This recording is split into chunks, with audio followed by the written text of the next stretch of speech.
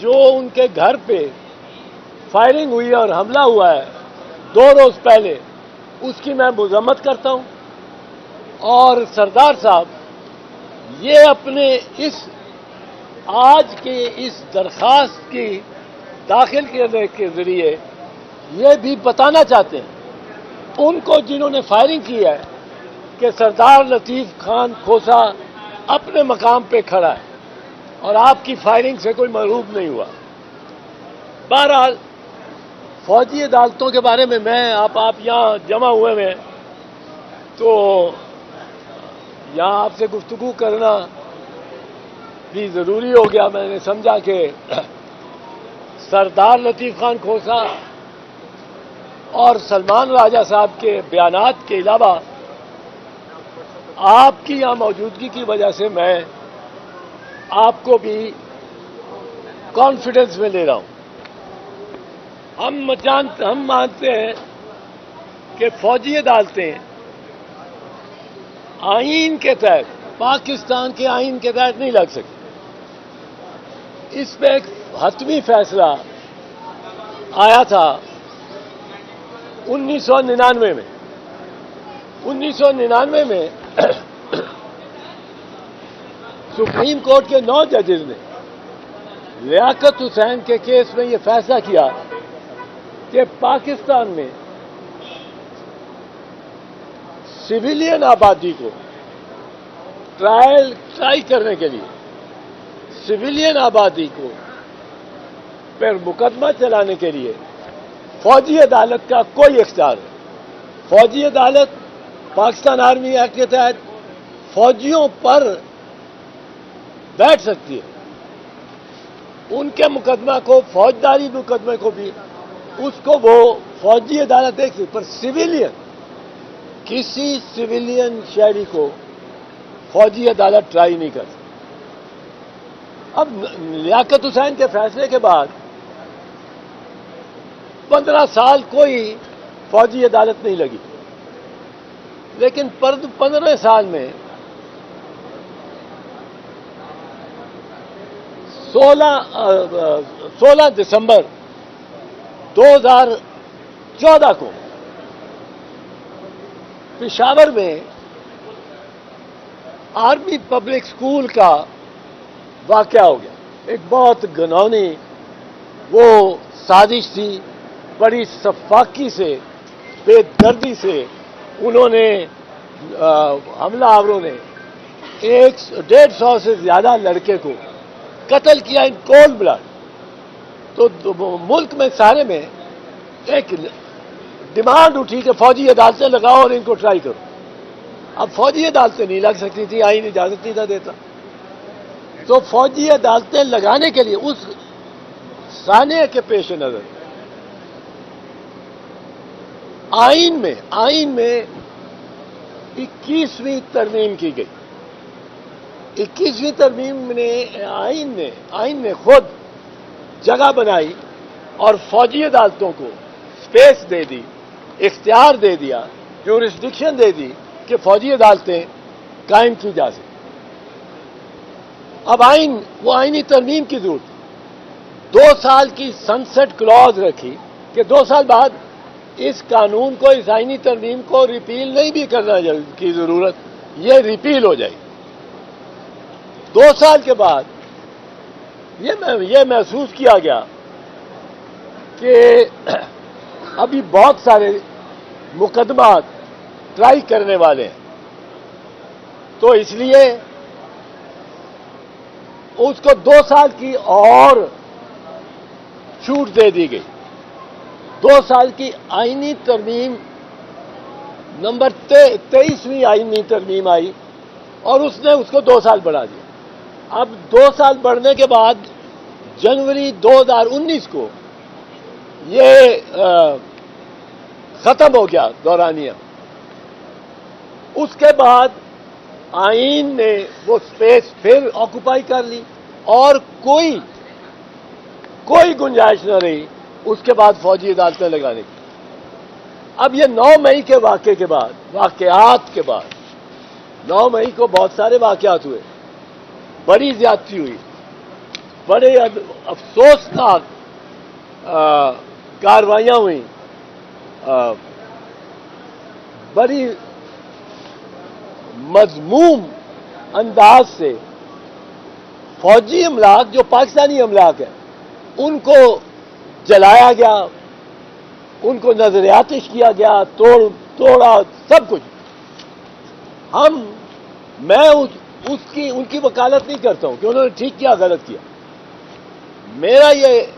میری استدعا ہے عدالت سے کہ فوجی عدالتیں اس بلوائی کو بھی جس کے سامنے یہ کہتے ہیں کہ ثبوت ہے، ان کو بھی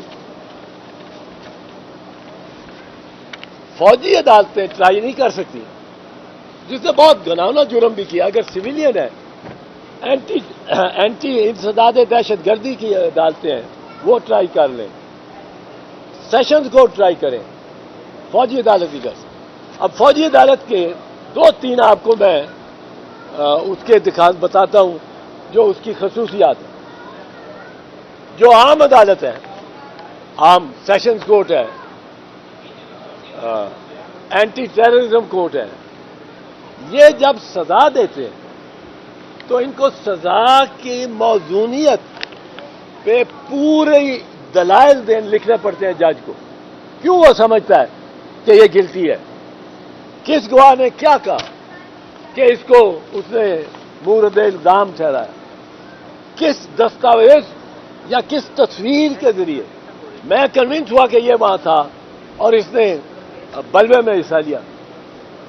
فوجی عدالت نے صرف ایک لفظ لکھنا، گلٹی یا ناٹ گلٹی، کوئی دلائل نہیں دینے. اب جب دلائل نہیں دینے تو یہ انصاف نہیں ہو سکتا. اور اس میں اگر آپ اپیل بھی پرووائڈ کر دیں فوجی عدالت کے فیصلے سے، آپ اپیل لگا دیں، اپیل میں کیا فرق پڑے گا جب ٹرائل کورٹ نے وہ بنیاد ہی نہیں بتائی جس کی وجہ سے وہ ٹرائل کورٹ اس نتیجے پہ پہنچا کہ وہ اس کو سزا دے. صرف لکھا گلٹی. جو ہمارے جج ہیں سویلین ججز، ان کو 20-20 صفحے لکھنے پڑتے ہیں یہ دلیل دینے میں کہ میں نے کیوں اس کو گلٹی، کیوں اس کو مجرم پایا. فوجی عدالتوں میں ایسا کوئی نہیں. پھر فوجی عدالتوں میں اپیل بھی کوئی نہیں، اور اپیل کا مقصد بھی کوئی نہیں، کیونکہ اپیل ہوتی ہے وہاں جہاں میں دیکھ سکوں اپیل کی عدالت کے صورت سے کہ میں دیکھ سکوں کہ کیا استدلال ماتحت جج نے استعمال کیا ہے تاکہ وہ اس نتیجے پہ پہنچے کہ ملزم جو ہے وہ مجرم ہے. اگر وہی نہیں دینا تو اس سے انصاف نہیں ہو سکتا، اور یہ آئین کے خلاف ہے انصاف کا نہ ہونا. ایک دوسری بات آپ کو سنا، 7 جون 2023 فارمیشن کمانڈرز کی میٹنگ ہوتی.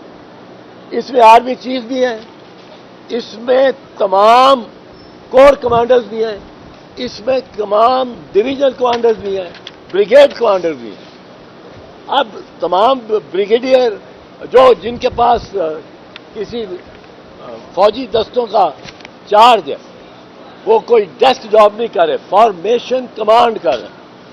تمام فارمیشن کمانڈر پاکستان کے جن میں آرمی چیف صاحب بھی ہیں وہ مل بیٹھتے ہیں اور وہ کیا کہتے ہیں، وہ ISPR کا جو ہے پریس ریلیز، اس کے مطابق وہ کہتے ہیں کہ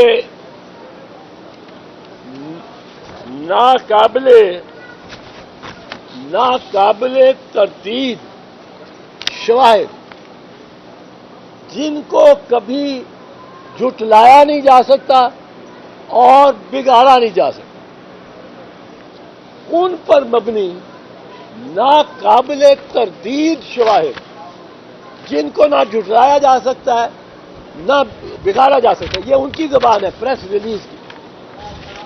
اس نتیجے پہ پہنچتا ہے فارمیشن کمانڈر، اس نتیجے پہ پہنچتے ہیں کہ بلوائیوں نے 9 مئی کو ایک سازش کے تحت، ایک منصوبے کے تحت کیا جو کچھ کیا. اب جب تمام general, senior general Pakistan army, تمام سینئر بریگیڈیئر وہ اس نتیجے پہ پہنچ چکے ہیں، تو ایک کرنل بیچارہ جو کہ ایک فوجی عدالت کی سربراہی کر رہا ہوگا، وہ اس کے خلاف کس طرح جا سکتا؟ تو ناقابل تردید شواہد جن کو نہ جھٹلایا جا سکتا ہے نہ بگاڑا جا سکتا ہے، یہ فارمیشن کمانڈر کہہ چکے ہیں. اس کے بعد کوئی ملٹری ٹرائل اس کی کوئی گنجائش نہیں ہے. اب یہ اس میں ہاں جو چیز دیکھنے والی ہے جس پہ ابھی تک کوئی غور نہیں کر رہا، اس سے ہٹا رہے ہیں، اس سے اٹینشن ہٹا رہے ہیں، وہ یہ ہے کہ مثال کے طور پہ لاہور کور کمانڈر کا ریزیڈنس کا کیس دیکھیں. 7 یا 8 گھنٹے وہ تھوڑے سے بلوائی اور زیادہ نہیں ہے. کور کمانڈر کے گھر کی اگر تصویریں آپ نے دیکھی ہیں یا ویڈیوز جو گورنمنٹ نے جاری کی ہیں، اس میں چند ہے وہ پنجابی میں کہنے ہیں کھلے، کوئی ان میں زیادہ لوگ نہیں. 35-40 لوگ ایک وقت میں، زیادہ سے زیادہ کور کمانڈر، اور سب ان کے پاس کسی کے پاس آتشی اسلحہ نہیں ہے. آتشی اسلحے کی کوئی الزام نہیں آیا کسی FIR. اب ان کے پاس آتشی اسلحہ بھی نہیں ہے، ڈنڈے ہیں، 40-45 لوگ ہیں. یہ آئی جی کیا کر رہا ہے؟ آئی جی کو شامل تفتیش کیا جانا چاہیے. چاروں آئی جیز یہ بتا سکتے ہیں کہ کیوں انہوں نے املاک کا اتنا نقصان ہونے دیا اور ایک قدم انہوں نے اس طرف نہیں لیا، نہ ان کے کسی سپاہی نے، کہ وہ بلوائیوں کو روکیں. یہ جب تک آئی جی حضرات اور ان کے ڈی آئی جیز اور ایس پی، یہ افسران کو انٹروگیٹ نہیں کیا جاتا، اس وقت تک یہاں آپ حقیقت تک پہنچ ہی نہیں سکتے. اور اس کی میں آپ کو یہ بات عرض کروں کہ کوئی کہتا ہے میں جاننا چاہتا ہوں کہ آپ کو کس نے روکا. آپ یا تو آپ نے خود فیصلہ کیا کہ جلنے دو کور کمشنر کے ہاؤس کمانڈر کو، جلنے دو MM عالم کے جہاز کو، جلنے دو ریڈیو پاکستان کو، یہ سارے پاکستان. یہ آئی جی انسپیکٹر جنرل پولیس، ان کو میں نے ہم نے اس درخواست میں رسپونڈنٹ بنایا کہ آ کے بتائیں عدالت کو کہ اتنا جو نقصان ہو رہا تھا اور اتنا قیمتی اشیاء کا اور املاک کا نقصان ہو رہا تھا، آپ کہاں تھے، کیا کر رہے تھے؟ یہاں سے نقطۂ آغاز ہونا چاہیے. اور اس کا ادراک نہیں کیا ابھی تک نہ کور کمانڈرز کی میٹنگ نے، نہ فارمیشن کمانڈرز کی میٹنگ. اور میں تو کہتا رہتا ہوں کہ چیف صاحب کو جا کے آرمی اسٹاف کو کوئی سمجھائے، ان کو مشورہ ٹھیک نہیں مل رہا میرے خیال. ان کو کوئی سمجھائے کہ یہ قانون ہے، یہ آئین ہے. اب اس پہ وکلا تو سٹینڈ لیں گے اگر فوجی عدالتیں لگی، وکلا آئین کے محافظ ہیں، ان کا ہمارا فرض ہے. فرض جس طرح ہر اس کرنل کا تھا جو لاہور میں تھا اس دن، اور اس کا یونٹ بھی اس کے ساتھ تھا کہ وہ جا کے اپنے کمانڈر کے گھر کو آگ لگتی ہوئی بجھائے، کوئی نہیں پہنچا. یہ ان سوالوں کا جواب ہم اس پٹیشن کے ذریعے مانگتے ہیں کہ یہ انہوں نے کیوں وہ کہتے ہیں نا آپ آتے تھے مگر کوئی اناگیر بھی تھا، کوئی تاخیر تو کوئی کچھ باعث تاخیر بھی تھا. آئی جی صاحب آپ آتے تھے مگر کوئی اناگیر بھی تھا. وہ اناگیر کون تھا؟ کس نے روکا آپ؟ یہاں پہنچیں گے جب تو پھر ہم کہہ سکیں گے کہ یہ ٹریپ نہیں تھا. اس طرح تو لگتا ہے آپ نے ٹریپ کیا ورکرز کو، آپ نے ایک جال بچھایا کہ وہ بیچ میں آ جائے، آپ نے پھر ان کو اجازت دی ہے. بلکہ کئی دفعہ انگیز کیا لگتے ہیں، ایسے لوگ آتے بیچ میں لگتے ہیں جو انگیز کر رہے ہیں، اور ان کی کسی تصویر کسی میں نہیں آتی، آئی جی صاحب ان کے پیچھے نہیں جاتا. تو یہ ایک ایسا بے ایمانہ بزدلانہ حملہ ہوا ہے کور کمانڈر کے گھر پہ، ریڈیو پاکستان پشاور پہ، جی ایچ کیو کے دروازے پہ، یہ دیگر ایم ایم عالم کے جہاز پہ، کہ اس کو کوئی ہم برداشت نہیں کر سکتے. لیکن ہم یہ کہتے ہیں کہ جو ذمہ دار ہے اصلی اس تک پہنچا جائے، اور وہ آئین اور قانون کے ماتحت عدالتیں ہی کر سکتی ہیں، فوجی عدالتیں نہیں کر سکتے، کیونکہ فوجی عدالتوں نے تو افسران نے پہلے کہہ دیا ہے کہ ایک اور چیز میں عرض کر دوں، یہ کہا گیا ہے کہ اتنا بے ایمانہ، اتنا افسوسناک دن پاکستان پہ نہیں آیا جتنا 9 مئی ہے. میں یاد دلانا چاہتا ہوں، میں تھوڑی سی تاریخ کا طالب علم بھی ہوں، کہ بہت سے ایام اس قوم پہ آئے ہیں. نوابزادہ لیاقت علی خان کی شہادت 1951 میں، پہلا وزیر اعظم پاکستان. پاکستان کا خود 2 لفظ ہو جانا، 16 دسمبر 1971 کو 2 لفظ پاکستان ہو گیا، ٹوٹ گیا.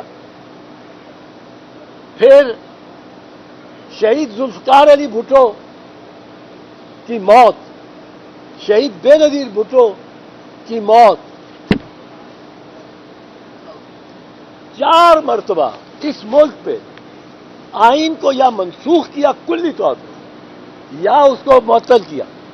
1958 میں، 1969 میں، 1969، 1977 اینڈ 2000، 1999 تینوں دفعہ ملک گیر مارشل لاء لگا دیا.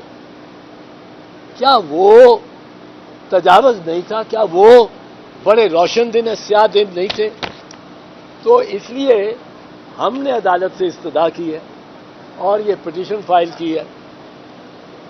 سردار لطیف کھوسہ صاحب، سینئر ایڈوکیٹ سپریم کورٹ، اور سلمان اکرم راجہ صاحب میرے بہاف پہ اس میں بحث کریں گے. میں اس میں خود پٹیشنر، یہ اعتزاز احسن بنام فیڈریشن آف پاکستان. سر یہ بتائیے گا، جس طرح آپ نے تاریخ کی ذکر کی ہے، سر 1947 میں قائد اعظم نے جب کمانڈر ان چیف کو حکم دیا کہ کشمیر میں فوج بھیجے تو انہوں نے فوج بھیجنے سے انکار کیا تھا. اس حساب ظاہر ہے کہ سر 1947 سے طریقے سے اسٹیبلشمنٹ بہت کام رہی ہے اور حکومت ان کی حیثیت جس کے ساتھ اسٹیبلشمنٹ کی ہوئی ہے. سر جس طرح مبینہ طور پر کہا جا رہا ہے کہ باجوہ صاحب کی بال لیک ہوئی ہے اور انہوں نے کہا تھا کہ عثمان گلزار کو بھی عسکر مطلب یہ عمران خان صاحب کو کہا تھا، اور انہوں نے یہ بھی کہا تھا کہ آپ امریکہ سوال کریں. تو آپ نہیں سمجھتے سر خان صاحب اسٹیبلشمنٹ کو ساتھ نہیں لے کے چلے اور ان کی حکومت ختم ہو گئی؟ دیکھو، میں عمران خان کا وکیل نہیں ہوں. عمران خان، یہ بھی بات کو عرض کر دوں، ہماری پٹیشن میں رسپونڈنٹ ہے.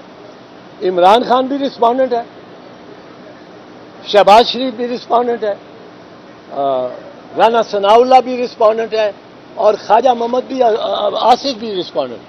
اور میں کیا کہہ رہا ہوں؟ میں کہہ رہا ہوں کہ ان دونوں کی آپس میں ایک طرف عمران خان ہے، ایک طرف یہ 3-4 گورنمنٹ، ان کی آپس میں ایک دوسرے سے بنتی نہیں. ساری قوم اس کی وجہ سے فوجی عدالتوں کے تحت آ جائے، یہ کیسا انصاف ہے؟ ان میں جو وزراء ہیں، خواجہ آصف نے جو کچھ فوج کے بارے میں کہا ہوا ہے وہ آج اس کے گیت گا رہا ہے. مریم بی بی نے جو کچھ فوج کے وہ چلائیں ان کے بارے میں کہا رہا ہے، وہ کبھی چلائیں، وہ رانا ثناء اللہ کے بیانات چلائیں. یہ اب بڑے معصومانہ انداز میں ایک ایڈوانٹیج لینا چاہتے ہیں اس واقعے کا جس میں ایک سیاسی جماعت کے اکثر کاڈر کو ٹریپ کیا گیا. میں آپ کو ان کی ایک بات بتاؤں, ایک کارٹون میری ذہن میں آتا ہے, بنتا ہے. جم کاربیٹ اور تحاور علی خان دو ایسے شکاری تھے جو ہمالیہ کی فٹ ہل میں, جم کاربیٹ اور تحاور علی خان بنگال میں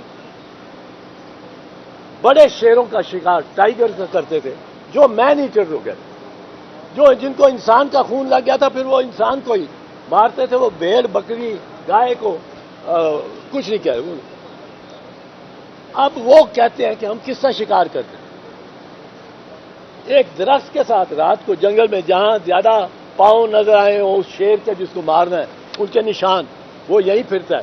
ایک گائے کو باندھ کے درخت کے ساتھ, اور شکاری ایک مچان بنا کے باقاعدہ لکڑی کا خوب پختہ مچان بنا کے اس پہ بندوق لے کے کھڑا ہو. شیر نے آنا ہے تو شکاری نے شیر کو مارا. اب یہاں گائے مجھے نظر آتی ہے, وہ پی ٹی آئی ہے. شیر نظر آتا ہے, وہ فوجی ہے جو اس گائے کو, اور شکاری بندوق لے کے جو یوں کھڑا ہے وہ میاں نواز شریف ہے. صاحب دو سوالات ہیں. پہلا سوال تو یہ ہے کہ عمران خان صاحب کو بطور رسپونڈنٹ آپ کو اس پٹیشن میں بطور رسپونڈنٹ اس کو بنانے کی وجہ کیوں وجہ؟ دوسرا سوال یہ ہے کہ یہ تاثر ابھر رہا ہے کہ شاید آپ عمران خان کے پراکسی پٹیشنر ہیں. اس کی وجہ یہ ہے کہ عمران خان بھی یہ کہہ رہے ہیں کہ ان واقعات کی تحقیقات ہونی چاہیے, پہلے آپ بھی یہ کہہ رہے ہیں تحقیقات ہونی چاہیے. تو پراکسی پٹیشنر نہ ہونے کے جواز میں آپ کے پاس کیا دلیل ہے؟ نہیں, میرے پاس کوئی ایسی دلیل نہیں. اسی دلیل کی کوئی ضرورت نہیں. اگر عمران خان ایک بات کہتا ہے اور میں بھی وہی بات کہتا ہوں, اس سے کوئی پراکسی نہیں ہو جاتا. اس کا انڈیپینڈنٹ, میری اس کے ساتھ کوئی ملاقات نہیں. میں نے اس کو علم بھی نہیں کہ میں نے اس کو رسپونڈنٹ بنایا ہوا ہے. اگر وہ بات یہ کہتا ہے, اگر وہ کہتا ہے تو ٹھیک کہتا ہے, میں یہ کہوں گا. اگر میں کہتا ہوں تو ٹھیک کہتا ہوں. اب اگر دو بندے ایک بات کریں تو آپ کہیں ایک دوسرے کا پراکسی ہے, یہ نکال دیں ذہن میں. یہ پاکستان میں بہت ہو گیا کہ ہم بدنیتی ضرور کسی بھی شخص کو, ہر شخص کو اس کے ہر ایکشن کو بدنیتی کے بعد اس میں نکالتے ہیں کہ بدنیتی کیا ہے, اس کو کیا ذاتی مفاد کیا ہو. مجھے کوئی ذاتی مفاد نہیں عمران خان سے. میں نے اس کی پارٹی میں نہیں ہوں, میں نے اسے ٹکٹ نہیں مانگنا. میں پاکستان پیپلز پارٹی میں ہوں, خوش ہوں. پاکستان پیپلز پارٹی کی تاریخ کیا ہے؟ 1989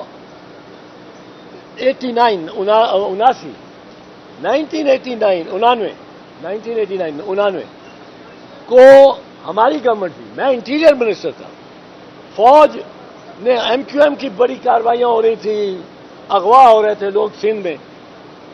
آرمی چیف نے ہم سے مطالبہ کیا کہ آرٹیکل 245 کا نفاذ کریں اور ہمیں فوجی عدالتیں لگانے. بی بی پرائم منسٹر اور میرا یہ رائے تھی کہ ہم نے فوجی عدالتیں نہیں لگیں. ہم نے ساری زندگی اور ایم آر ڈی کی موومنٹ میں فوجی عدالتوں کا مقابلہ کیا. وہ کوڑے مارتے تھے ہمارے ورکرز کو, 1 منٹ میں فیصلہ ہوتا تھا. سمری ملٹری کورٹ 10 کوڑے اور 1 سال سزا. ہم نے وہ دیکھا ہوا. ہم نے کہا نہیں. بی بی نے کہا میری گورنمنٹ گر جائے میں فوجی عدالتیں نہیں لگاؤں. اب وہ گورنمنٹ گر گئی, اور گورنمنٹ میں جب گرانے کا اسحاق خان نے 4 شیٹ پیش کی. اس میں ایک یہ تھی کہ آپ نے آرٹیکل 245 کا نفاذ نہیں کیا اور فوجی عدالتیں نہیں لگنے دی. ہم نے حکومت گوا دی اور ہم فوجی عدالتوں کے آتے ہیں. عمران خان کو رسپونڈنٹ کیوں بنایا ہے؟ عمران خان کو رسپونڈنٹ اس لیے بنایا ہے کہ میں یہ سمجھتا ہوں کہ یہ دو جو ہیں, 2 گروہ, عمران خان, اب اگر ان کے ساتھ اس وقت اسد عمر کھڑے ہوتے سیکرٹری جنرل تو اس کو بھی بنا دیتا پارٹی. اگر ان کے ساتھ ان کے کوئی سینئر وائس پریزیڈنٹ کھڑے ہوتے تو ان کو بھی بنا دیتا. عمران خان کو اس لیے بنایا ہے کہ اس کے ایک تو اس کا کوئی ساتھی سچ نہیں رہ گیا جو میرے علم میں جو اس کے جس کے ذریعے جس کو ساتھ بنایا جائے رسپونڈنٹ.